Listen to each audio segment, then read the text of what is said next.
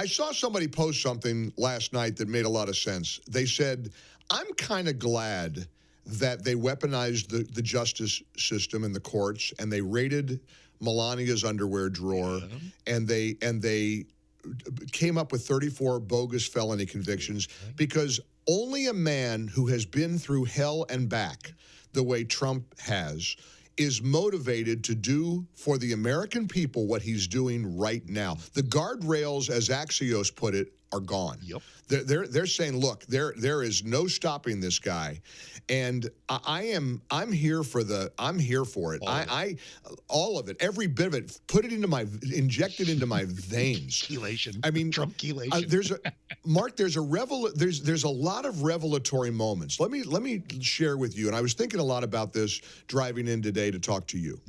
Remember how it was revealed as we watched the smart kids parade around college campuses in support of Hamas after October 7th.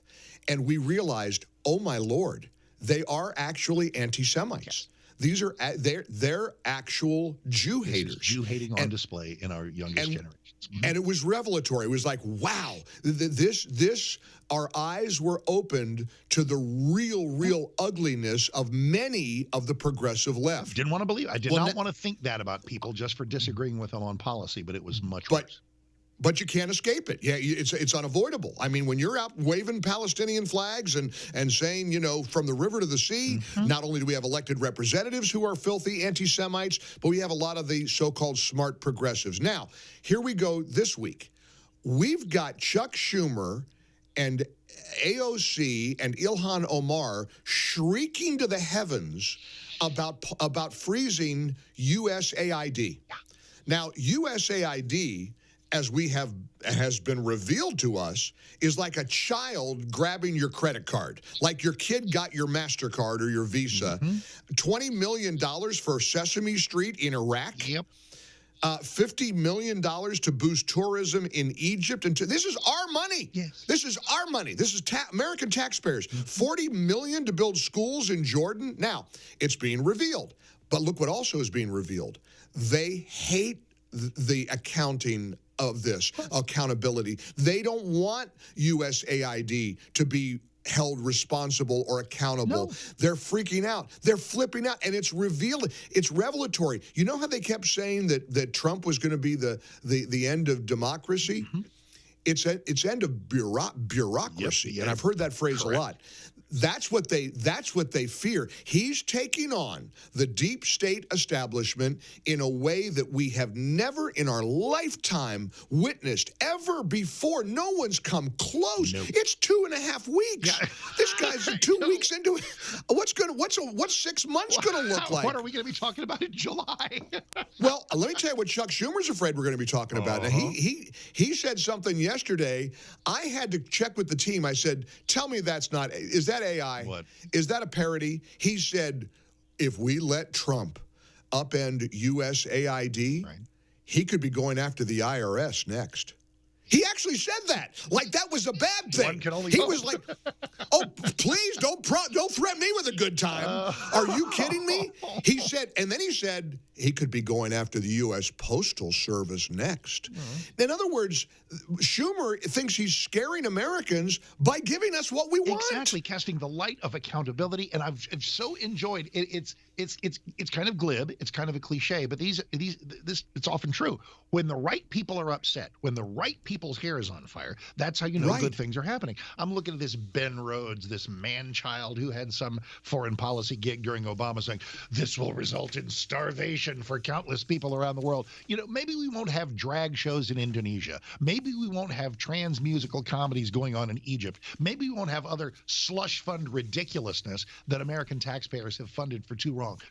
We've been looking at this stuff has been happening for 6 decades since USAID was developed under Kennedy, and it's over. That's what the whole DOGE thing is: government efficiency, taking a sharp eye and a sharp scalpel and sometimes a sledgehammer to things that we just shouldn't be spending money on.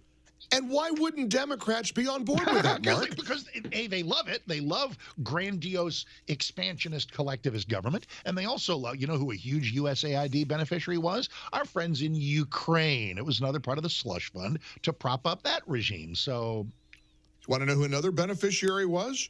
Somalia. USAID has spent billions for Somalia, and Ilhan Omar is flipping out. Remember, she famously said when she was elected, "I'm here to protect the interests of Somalia from within the U.S. system." Which, of course, violates her oath. That violates her constitutional oath, but who cares? Who keeps track at this point? I mean, look, USAID is a mess. For every dollar it spends, it's been revealed by DOGE that only 12 cents actually reaches those in need. Meanwhile, we got people still living in tents in western North Carolina. We've got people, Biden didn't care about East Palestine, Ohio. That's a red county. He doesn't care about Carolinas. Those are Trump voters. And look, it's a whole new day, and it's crazy. I am so astounded at how they've revealed themselves to us. And they're revealing things that we didn't even know. A lot of people didn't know that USAID existed. That's right. Not only do we now know that it exists, but we also know what Elon Musk called it, a criminal organization. So a slush fund. Yes. It's a big slush fund. Look what we're learning. Meanwhile, look what we're learning. But now talk to me like I'm 5 years old. Explain to me this to me like I'm 5, because I saw the video of the protesters yesterday that are all hysterical about the mass deportations. Yes, the one that blocked the 101 highway in California. The 101 highway in California. There have been some, I believe, in Dallas. I think there have been protests all over the country. Now, explain this to me. I saw the protesters burning the flag of the country they don't want to leave. Right, exactly. Our flag. But they're waving the flag of the country in which they don't want to go back to. You have it. Can you explain that to me? You have I'm 5. You guess you're the smartest 5-year-old in America, because you have figured it out exactly right there. They're burning the American flag while attempting to stay in America, while loftily holding high the flag of Mexico, the country they don't want to go back to. Now, does that make any sense at all? It does not. It does not. I would think you'd burn the Luca trade.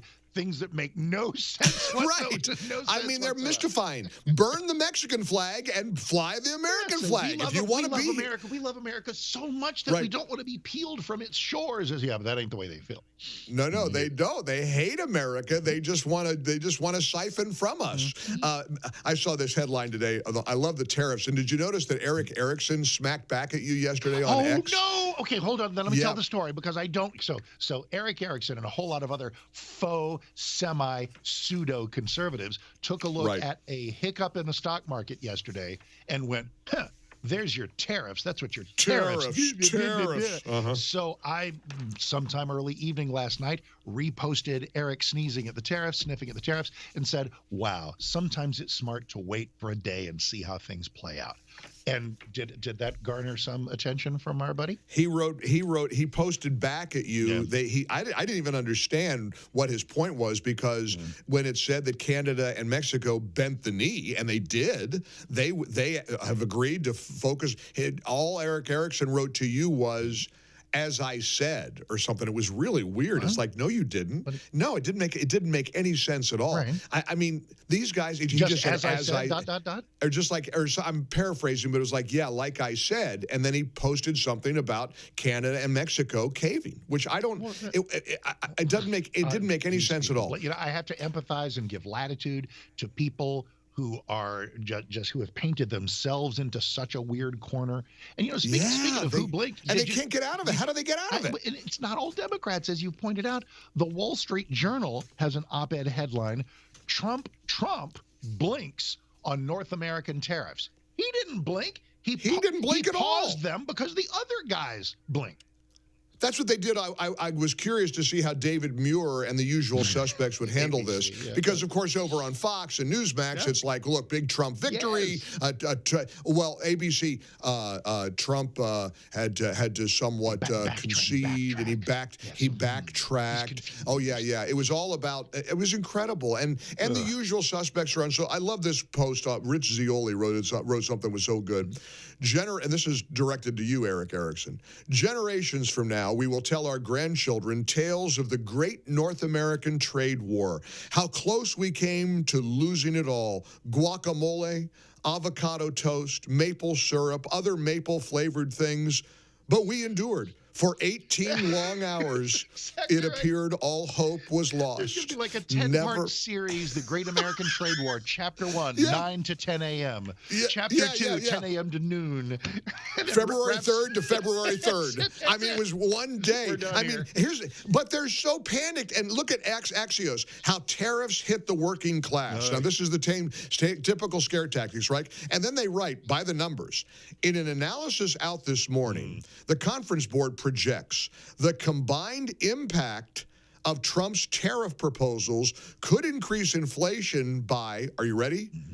By 0.6 percentage points over a year. Now, they concede sort of embarrassingly, now that's not near the sky-high inflation of 2022. Oh, you think? Oh, 0.6? Tell you what, I think women will pay another 25 cents for their avocado toast so they don't get raped when they leave the store as they're walking back to their car. You know, if things are a little safer, do the Democrats not care about the safety and security of the American people? But Chuck Schumer's waving around cans of Corona. Oh, your Corona's going to go up. I wondered if I made that up in my head because I knew he had a guacamole and then a lime in the other hand and a Corona. And a beer in the other. And a beer. If he keeps doing that, I'll invite him over to my house. But the point made was... Listen, if they keep going down this path, we'll be in control for the next 100 years. There won't be the Democrats won't win another election. Make sure, bring it. Bring David Hogg. Make sure those guys are running things. AOC, give us more. Chuck Schumer, better be careful. They might reform the IRS next. No, please don't. What are we going to do? I know what you're going to do. What a time to be alive. All right, I love you. Happy Tuesday. We're ready. Mike Gallagher here for us, here for all of us. 10 o'clock as soon as we're done on 660 AM The Answer.